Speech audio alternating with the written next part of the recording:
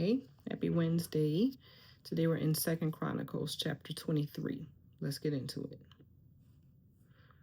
In the 7th year, Jehoiada strengthened himself and made a covenant with the captains of hundreds.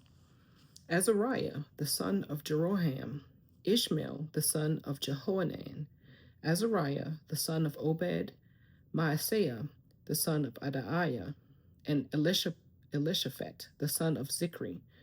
And they went throughout Judah and gathered the Levites from all the cities of Judah and the chief fathers of Israel, and they came to Jerusalem. Then all the assembly made a covenant with the king in the house of God, and he said to them, Behold, the king's son shall reign. As the Lord has said of the sons of David, this is what you shall do.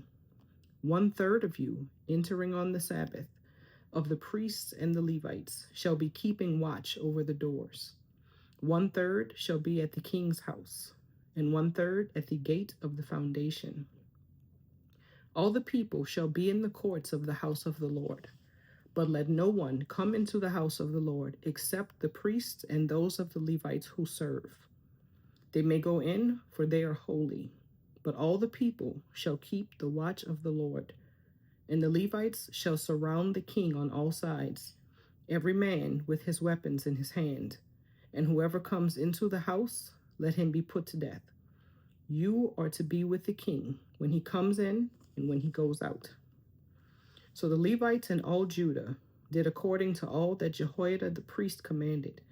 And each man took his men who were to be on duty on the Sabbath, with those who were going off duty on the Sabbath. For Jehoiada the priest had not dismissed the divisions.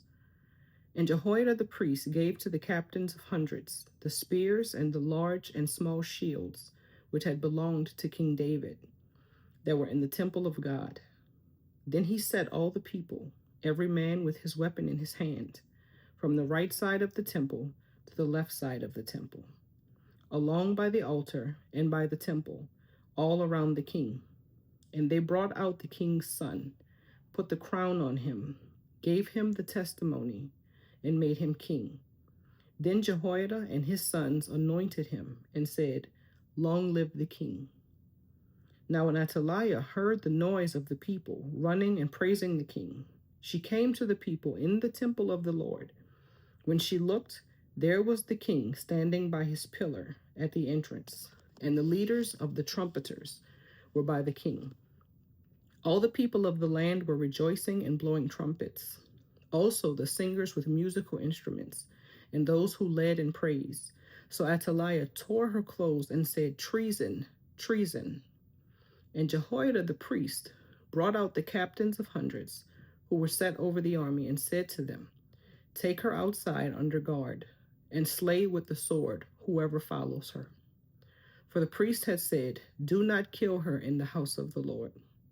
So they seized her, and she went by way of the entrance of the horse gate into the king's house, and they killed her there. Then Jehoiada made a covenant between himself, the people, and the king, that they should be the Lord's people. And all the people went to the temple of Baal and tore it down. They broke in pieces its altars and images, and killed Mattan, the priest of Baal, before the altars. Also Jehoiada appointed the oversight of the house of the Lord to the hand of the priests, the Levites, whom David had assigned in the house of the Lord, to offer the burnt offerings of the Lord, as it is written in the law of Moses, with rejoicing and with singing, as it was established by David. And he set the gatekeepers at the gates of the house of the Lord, so that no one who was in any way unclean should enter. Then he took the captains of hundreds, the nobles, the governors of the people, and all the people of the land, and brought the king down to the house of the Lord. And they went through the upper gate to the king's house, and set the king on the throne of the kingdom.